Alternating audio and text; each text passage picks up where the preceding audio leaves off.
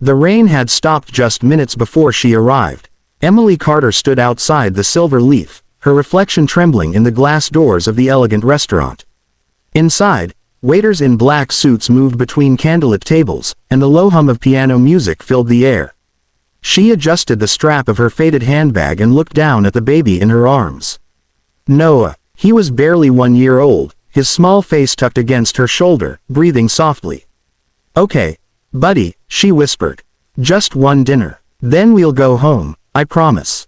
She wasn't sure if she was convincing him or herself. Emily hadn't been on any kind of date or meeting in over 2 years. Not since her ex had left her when she was 7 months pregnant, saying he wasn't ready to be a dad. Since then, her world had shrunk to diapers, bills, and endless job applications that all seemed to end the same way. "We're sorry, but we've decided to move forward with another candidate." Tonight was supposed to be different. Her best friend, Leah, had set her up with an important contact. "He's the CEO of Blackwell Industries, M. Just meet him for dinner. Even if it's not about a job, it's a chance to make an impression." So she said yes. Even though she had nothing to wear except her old blue dress and even though the babysitter had cancelled last minute. She pushed open the door, the scent of roasted garlic and expensive wine wrapping around her. Her heart hammered as she scanned the tables, and then she saw him. Adrian Blackwell. He looked exactly like the business magazines described him. Young, tall, impeccably dressed, with dark hair and sharp, focused eyes that seemed to notice everything. The kind of man who probably had people trembling when he entered a room. And she was about to walk up to him holding a baby. "This is insane," she thought. "He's going to think I'm irresponsible." But turning back wasn't an option. Leah had pulled strings for this, and Emily couldn't afford to waste an opportunity. So she took a deep breath, adjusted Noah on her hip, and walked forward. "Mr. Blackwell," she said, voice shaking. He looked up from his phone. His expression was polite but distant, the type of look powerful men wore when they didn't have time for pleasantries. "Yes," he said, rising slightly from his seat. "You must be Ms. Carter." Emily nodded, clutching Noah's blanket like a lifeline. Yes, that's me. I'm so sorry." She swallowed hard. "My babysitter cancelled at the last minute, and I had no one else. I brought my baby." There was a long pause. Around them, silverware clinked softly. A woman laughed at another table. But between them, silence stretched like a wire ready to snap. Adrian's eyes dropped to the child in her arms. Noah stirred, blinking sleepy blue eyes before letting out a small sound and snuggling closer to his mother's chest. Emily's cheeks burned. "I know this is unprofessional. I completely understand if you'd rather reschedule." But before she could finish, Adrian stood up. His tall frame cast a shadow over her, but his expression had shifted, no longer cold or detached, but unexpectedly gentle. He extended his arms slightly. "May I?" Emily froze. You want to hold him?" He nodded once, almost shyly. "If you're comfortable with it." For a second, she hesitated. Then, with a slow breath, she placed Noah in his arms. The transformation was instant. The CEO who commanded boardrooms with icy precision now stood awkwardly, holding a baby who immediately grabbed his tie and giggled. Adrian blinked, then, astonishingly, laughed. A quiet, real laugh that softened the hard edges of his face. "Well," he murmured, "he has good taste. This is one of my favorite ties." Emily couldn't help it. She laughed too. A small, nervous sound that melted into relief. "He likes shiny things. And people who smile." Adrian's gaze flicked to her, the corners of his lips still curved.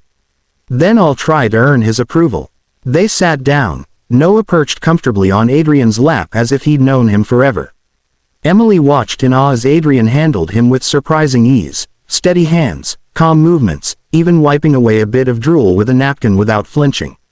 "You're good with kids," she said finally. He looked up, almost startled by the compliment. "My sister has twins. I spent enough holidays being their climbing frame to know what to do." Emily smiled. "Still, most people panic when they see a baby. Most people," he said, his tone softening, "don't see the beauty in something real." The words hung between them, and for the first time in years, Emily felt seen, not as a struggling single mother, not as a resume on a desk, but as a person. Dinner flowed easier than she expected. Adrian asked thoughtful questions, not just about her experience, but about her ideas, her hopes. She told him how she'd left her last marketing job when the company downsized, how she'd been freelancing to stay afloat, and how she wanted to build a stable life for her son. He listened intently, never interrupting, occasionally bouncing Noah gently when he stirred. At one point, when Noah began fussing, Emily apologized again, embarrassed. But Adrian only smiled, reached for a breadstick, and handed it to the little boy, who immediately started chewing on it happily. "There," Adrian said, amused. "Negotiations successful." Emily laughed, shaking her head. "You really are something else, Mr. Blackwell." "Adrian," he corrected softly. "You can call me Adrian." The warmth in his tone startled her. No one in years had said her name the way he did, like it mattered. When dessert came, Noah finally drifted off to sleep, his head resting against Emily's shoulder. Adrian watched quietly as she brushed a hand over her son's soft hair, her face glowing in the candlelight.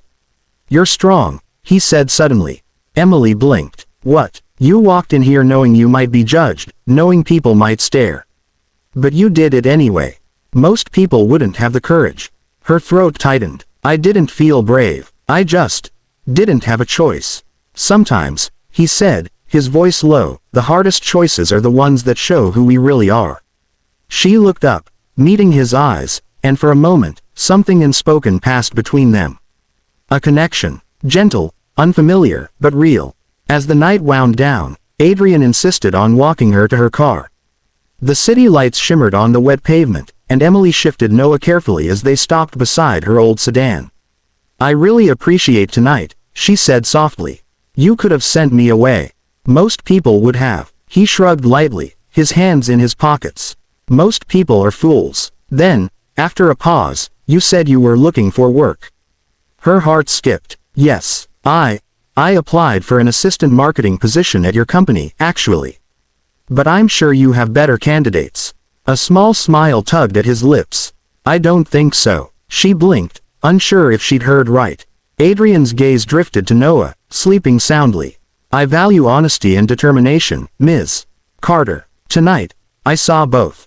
Emily felt her breath catch in her throat. He took a small step back, his eyes soft now. "Drive safe. And, thank you for coming, even with everything on your plate." She smiled faintly. "Thank you for not judging me."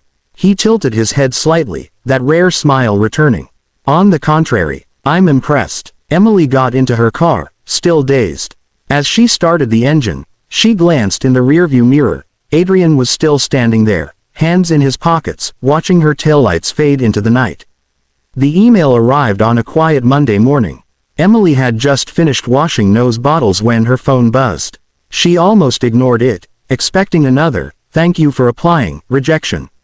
But when she saw the sender, Blackwell Industries, her hands froze midair. Her heart thudded. She opened it. Greater than subject.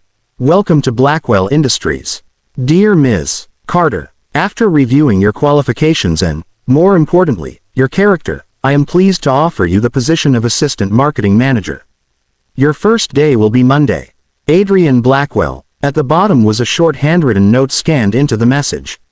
"Greater than, you impressed me, not because you tried to be perfect, but because you were real. See you soon. A." Her breath caught. She pressed a hand over her mouth to stifle the sob that came out, half disbelief, half relief. Noah, sitting in his high chair, clapped his tiny hands at the sound, his face lighting up in delight. Emily laughed through her tears. "We did it, Noah. Mommy got the job. The first day at Blackwell Industries felt like stepping into another world. The building itself was sleek and modern, with walls of glass and marble floors that echoed faintly with every footstep. Emily's nerves fluttered as she adjusted the hem of her blazer. She hadn't worn one in years, and she kept smoothing it as though confidence could be ironed into fabric. When she reached the 22nd floor, Adrian's assistant, a warm woman named Claire, greeted her with a bright smile. "He's expecting you," she said, guiding her to a large corner office. Emily hesitated at the doorway. Adrian was at his desk, jacket off, sleeves rolled up, reading something on his tablet. He looked up when she entered, and that same quiet smile appeared, the one that had stayed in her mind since that night. "Ms. Carter," he said, standing. "Welcome to the team." She smiled nervously. "Thank you, Mr. Blackwell." Adrian," he corrected gently. "We're not in a restaurant anymore."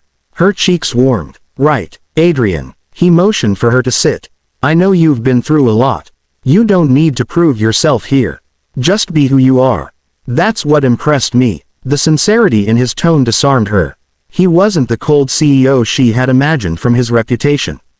He was still composed, still focused, but there was warmth beneath the surface, something he rarely let people see. Over the following weeks, Emily settled into her role. She worked hard, often staying late to finish campaigns or pitch ideas. Her creativity and persistence quickly caught the attention of the marketing team, and of Adrian himself. He often stopped by her desk, pretending to discuss a project but lingering a little too long. Sometimes he brought her coffee, sometimes just stood quietly beside her while she explained her plans. At first, Emily tried to keep her distance. "He's your boss," she reminded herself every time her heart skipped when he smiled. But it was hard not to feel drawn to him. He wasn't just brilliant, he was kind. When Noah's daycare called one afternoon because her son had a fever, Emily panicked. "I'm so sorry," she told her supervisor. "I need to go. I'll make up the hours." Before she could finish, Adrian appeared in the doorway. "Go," he said simply. She looked up, startled. "But the report, I'll cover it. Family comes first." Her throat tightened. "Thank you." He smiled faintly. "You don't have to thank me for being human, Emily." She didn't know it then, but those small moments, those gestures of quiet understanding, were what began to stitch her broken heart back together. 3 months later, Blackwell Industries hosted its annual charity gala, a grand event held in the company ballroom, filled with clients, partners, and media. Emily had been part of the organizing committee, working late nights to make sure everything ran perfectly. She had almost declined the invitation to attend, but Claire had insisted. "You worked too hard not to be there. It's not just a work event, it's your night, too." But fate, as always, had its own plans. An hour before she was supposed to leave, the babysitter called. Her car had broken down, and she couldn't make it. Emily stared at her reflection in the mirror, hair curled, dress ironed, heels on, and felt the familiar ache of frustration rise in her chest. She called Claire to explain, but before she could finish, Adrian's calm voice came through the line.